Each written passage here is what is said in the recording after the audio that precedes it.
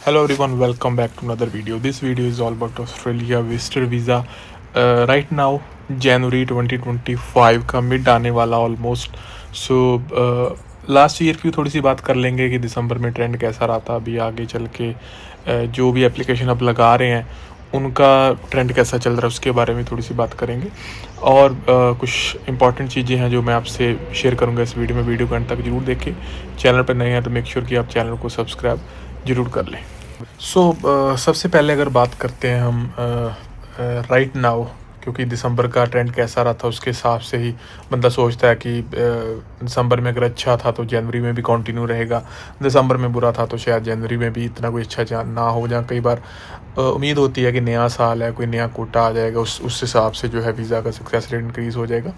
तो सबसे पहले तो मैं बता दूं कि जो दिसंबर का जो ट्रेंड था, आप में से काफ़ी लोगों को पता है, ठीक ठाक रहा था, मतलब अच्छा ही रहा था अगर बात करें. हाँ, अब इसमें क्या है कि प्रॉब्लम एक ना, जब हम ट्रेंड को लेके अच्छा ट्रेंड कहते हैं तो सिर्फ एक ही कैटेगरी है जो इसको खुद से जोड़ के देखती है, वो है जो एप्लीकेंट अंडर 35, जो 20 या 25 30 के आसपास वाले होते हैं. उन्हीं का ज़्यादा क्वेश्चन होता है कि ट्रेंड कैसा. ट्रेंड देखो, आपके लिए मैं हर वीडियो में कहता हूँ, कई वीडियो में मैं पहले भी बता चुका हूँ कि इस एज कैटेगरी वाले एप्लीकेंट को हम बोलते हैं रिस्क कैटेगरी वाले एप्लीकेंट. तो आप जितना मर्जी वेट कर लो, जितनी मर्जी इम्प्रूवमेंट कर लो, जब तक आपकी एज 40-50 नहीं हो जाती ना, पूछते हो ना कि सक्सेस रेट और कैसे बढ़ेगा, भाई एज से बढ़ेगा. तो एज बढ़ने में तो टाइम लगेगा, 10-15-20 साल लगेंगे, तब सक्सेस रेट इंक्रीज़ होगा. नहीं तो सक्सेस रेट आपका वही रहेगा, एवरेज या बिलो एवरेज के आसपास ही. तो ट्राई करना है, ट्राई करो, इस हिसाब से ट्राई करो कि लक को ट्राई कर रहे हो कि लक साथ में हुआ.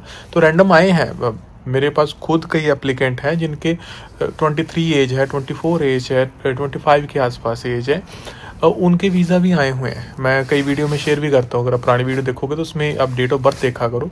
तो कुछ यंगस्टर के भी वीज़ा आते हैं, लेकिन वो रैंडम होते हैं. ज़्यादातर आप देखोगे तो वो वीज़ा जो आते हैं वो पेरेंट्स के ही आते हैं. पेरेंट्स मीन टू से जिनकी एज 45-50 या इससे ऊपर होती है, तो उनके लिए ही ट्रेंड ऑस्ट्रेलिया का अच्छा ऑलवेज़ रहता है. तो अभी भी दिसंबर में भी ऐसा रहा था. थोड़ा नंबर ऑफ़ एप्लीकेशन जब ज़्यादा लगती है तो वीज़ा आपको मार्केट में ज़्यादा देते हैं, तो वीज़ा ठीक थे, मेरे हिसाब से रेशियो ठीक थी. लेकिन यंगस्टर के लिए मैं पहले ही क्लैरिफाई कर चुका हूँ कि आप जितने मर्जी ट्राई कर लो, जितनी मर्जी कोशिश कर लो, तो तभी ट्राई करो जब आपको पता है कि सिर्फ लक ही ट्राई कर रहे हो, बाकी ज़्यादा कुछ नहीं. क्योंकि आप सोचते हो, कई सोचता है कि गवर्नमेंट जॉब है उससे कोई डिफरेंस आता है, कुछ नहीं आता भाई. अगर गवर्नमेंट जॉब भी है ना, आपकी एज कम है ना, तो ऑस्ट्रेलिया इतनी ज़्यादा उसको जो है प्रायोरिटी नहीं देता आपकी जॉब को. हाँ, नॉर्मल बंदे से आपके चांस अच्छे होते हैं. सेम कैटेगरी का कोई एप्लीकेंट है जो प्राइवेट जॉब कर रहा है, सेम कैटेगरी का अगर सरकारी जॉब कर रहा है, तो सरकारी वाले के 5-10% अच्छे होंगे, लेकिन वो कभी 80-90% भी नहीं जाएगा. अब बात करते हैं कि जनवरी में क्या सीन है. जनवरी में देखो, एप्लीकेशन लग रही है, एप्लीकेशन लगाने लोगों ने बंद नहीं की. वीज़ा भी रैंडम बेसिस के ऊपर आ रहे हैं. और अगर आप सोच रहे हो कोटा रिन्यू हो जाएगा, बहुत सी ऐड चलती होती मार्केट में, या कई बार एजेंट्स भी कहते हैं जी कोटा होता है नए साल में, नया कोटा लौट हो गया. कोई कोटा नहीं है, कोई इनका कोई ऐसा नंबर इन्होंने डिफाइन नहीं किया कि इतने नंबर ग्रांट करने हैं, तो अगर शुरू में कोटा जाता तो एकदम से वीज़ा देंगे. तो आप लगा के भी देखोगे तो एवरेज सक्सेस ही रहना है. अब इसका मैं रीज़न बताता हूँ. अब मैं पहले से प्रेडिक्शन कर रहा हूँ, हालांकि बहुत जल्दी प्रेडिक्ट करना हो गया कि 25 का भी शुरू है, तो उसमें प्रेडिक्शन करने की एवरेज ही सक्सेस रेट रहना है थ्रू आउट ईयर. उसका कारण ये है कि number of application and country on demand.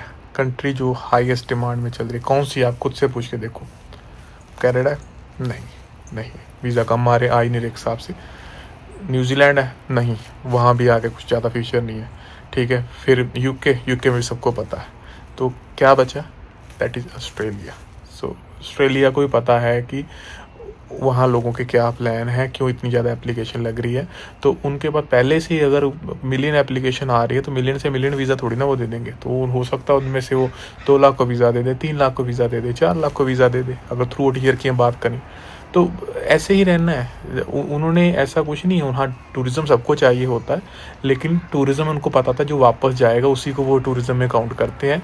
जिसकी जितनी ज़्यादा एज अच्छी, मैं अपने एक्सपीरियंस से बता रहा हूँ, जितनी ज़्यादा एज बड़ी है उतना ज़्यादा वो लो रिस्क एप्लीकेंट है, चाहे कुछ नहीं कर रहा. मेरे पास खुद ही इतनी एग्जाम्पल है. मेरे पास काफ़ी फाइलिंग रिगार्डिंग जैसे कोई केस आता है. तो रिसेंट में भी एक दिसंबर में वीज़ा आया था, मानो एज है 55 के आसपास, और हम कहते हैं ना इनकम का प्रूफ। कई बार यंग बंदा कहता है जी मैं फार्मर हूँ, मेरे पास इनकम की ये फॉर्म है, सारा कुछ है, तो मैं कहता हूँ जी आपका 50-50 है, क्योंकि रिस्क बहुत ज़्यादा, क्योंकि आपकी एज कम है। तो उस एप्लीकेट जिसकी मैं बात कर रहा हूँ, एज 50 से अबव है, किसी पेरेंट है किसी के, उन्होंने बच्चे ने इनवाइट किया है, और अब मानो कि फादर के नाम पे एक भी जे फॉर्म नहीं है, एक भी लैंड का डॉक्यूमेंट नहीं है, कहीं भी कोई प्रूफ नहीं है कि उनका फार्मिंग का, सिर्फ एक ITR है, उसमें भी फार्मिंग की इनकम शो नहीं हुई, फिर भी वीज़ा आया। क्यों? क्योंकि एज ठीक थी, डॉक्यूमेंट किसके नाम पे थे, फादर के आगे फादर के नाम पे थे, तो उसको जस्टिफाई करके लगाया, चलो वीज़ा आ गया। तो ऐसी चीज़ें रहती है। तो थ्रू आउट ईयर एवरेज ही रहना है। जिन्होंने अप्लाई करना भी करते रहो, हर 2-4-6 महीने में थोड़ी बहुत इम्प्रूवमेंट करके अप्लाई करो, तो हो सकता है कि जो आपका सक्सेस रेट है, बीच बीच पे रैंडम बेसिस के ऊपर जो वीज़ा है आपके वो आते रहेंगे। सो फ़िलहाल तो यही है, बाकी फाइल्स लग रही है। किसी को कोई क्वेश्चन होता तो आप इंस्टाग्राम पे मैसेज कर सकते हैं। मिलते हैं नेक्स्ट वीडियो में। Till then bye bye.